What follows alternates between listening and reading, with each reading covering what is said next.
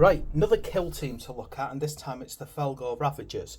So far, other than the Orc Commandos that came in one particular kit, the starter set with the Death Corps, all of my kill teams are Imperium.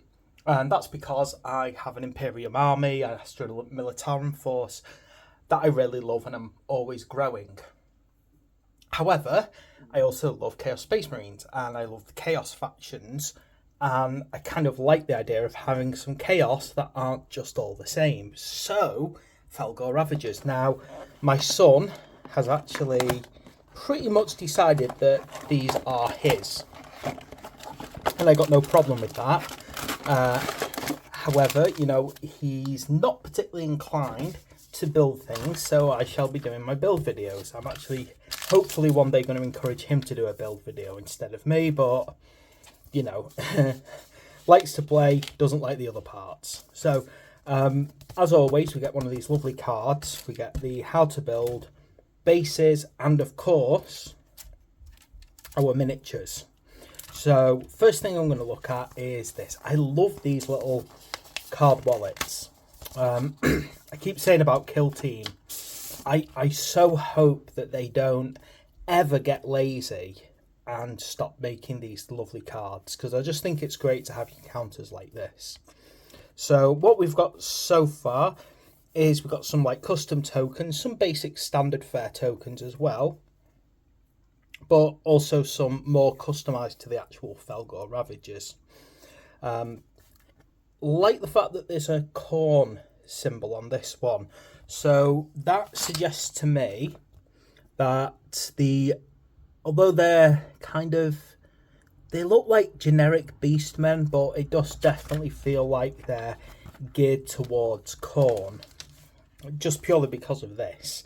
I could be wrong about that, but it just does feel like that's some kind of symbol to suggest that they really love bashing things in hand to hand.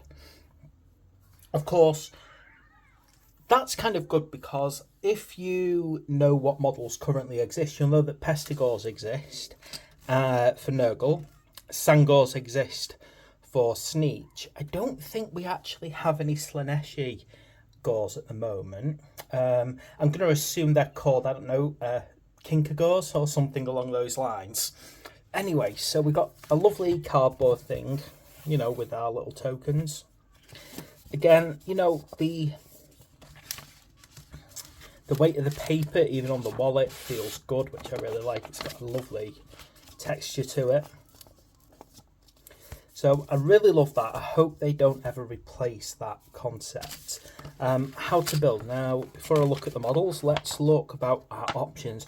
Oh, wow. Look at that for a starting point. Now, that is just beautiful, isn't it? Look at just, if nothing else, just the head options.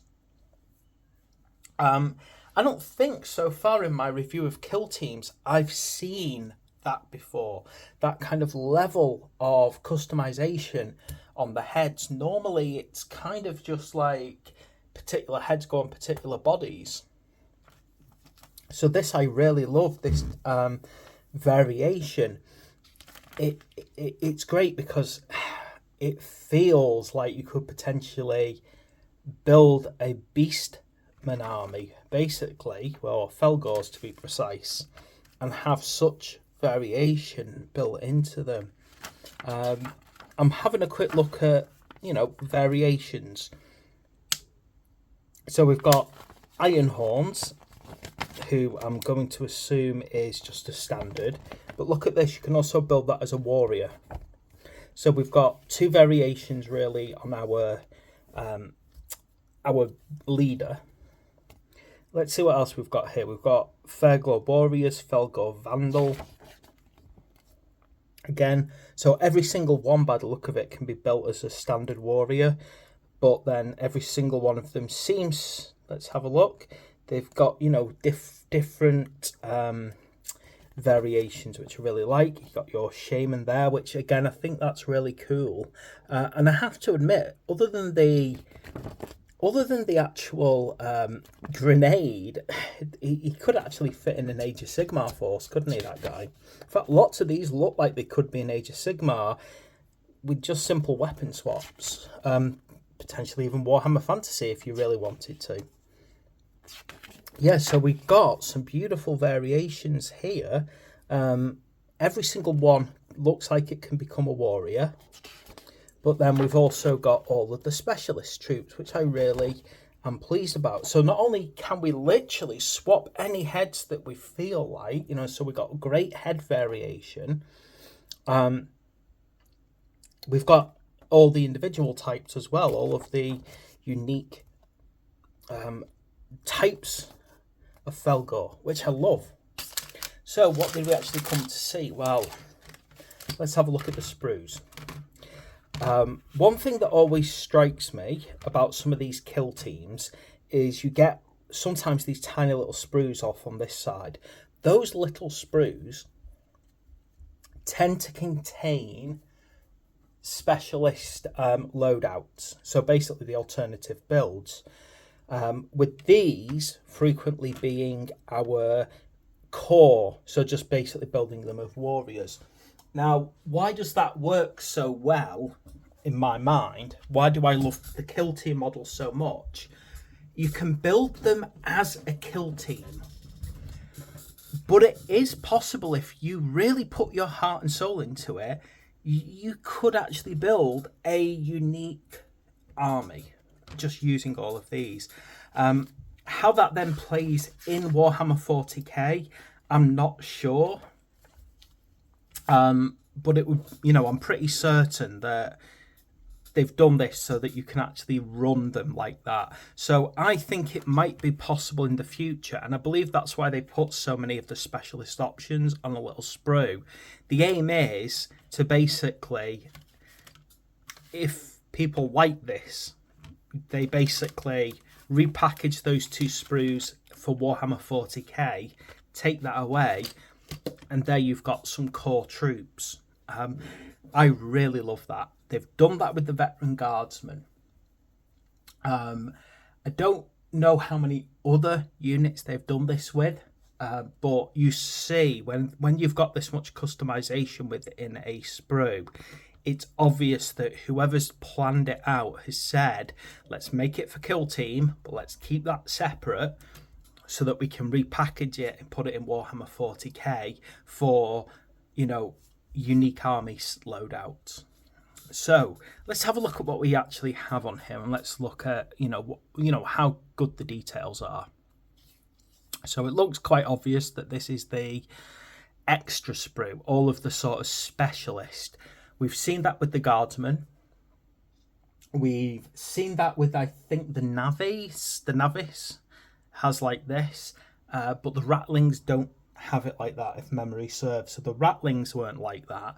I don't think the orc commandos were like that either, were they? The details on them are really cool. They look very dynamic.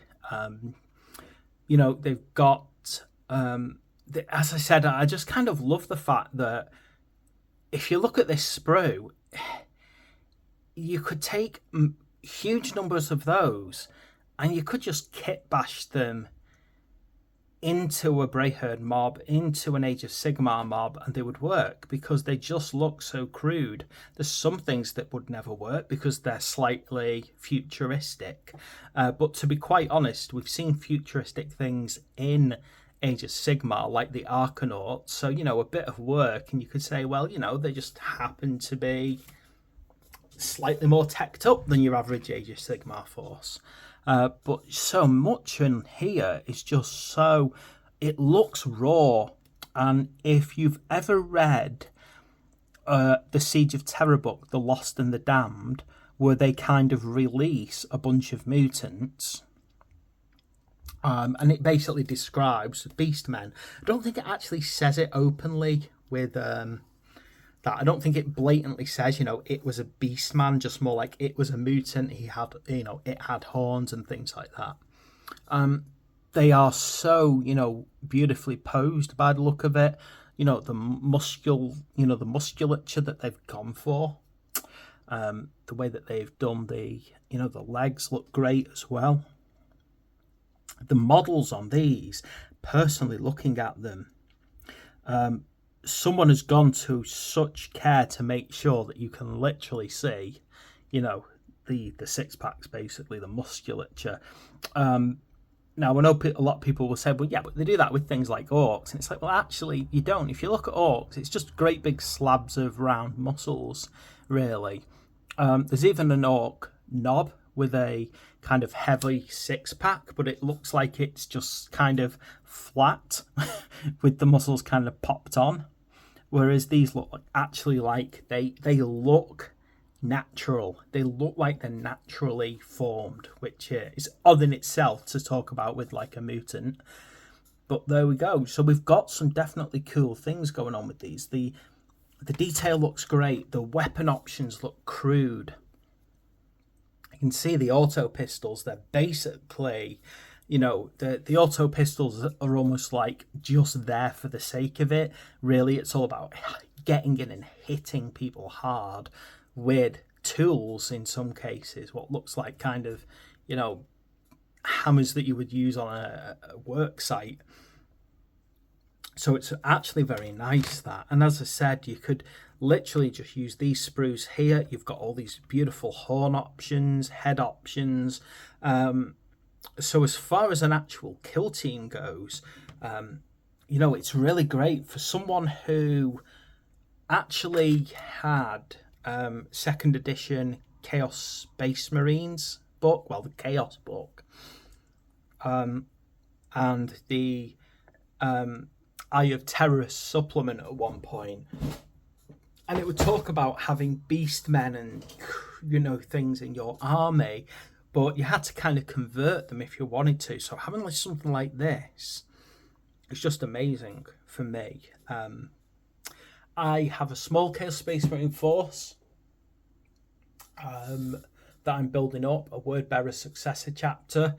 Again, having things like this in a Word Bearer Successor chapter works well for me because these are very Chaos Undivided. I wasn't sure if they were Khorne because there was a Khorne symbol, but looking at them, they don't seem inherently any particular faction. So Chaos Undivided, which I really like here, it's great that you can just basically use them in that manner. So there we go. That is our Kill Team Fellgor Ravagers. Hopefully, I'll get these built as quick as possible, and I'll be able to have a battle with my son over the summer.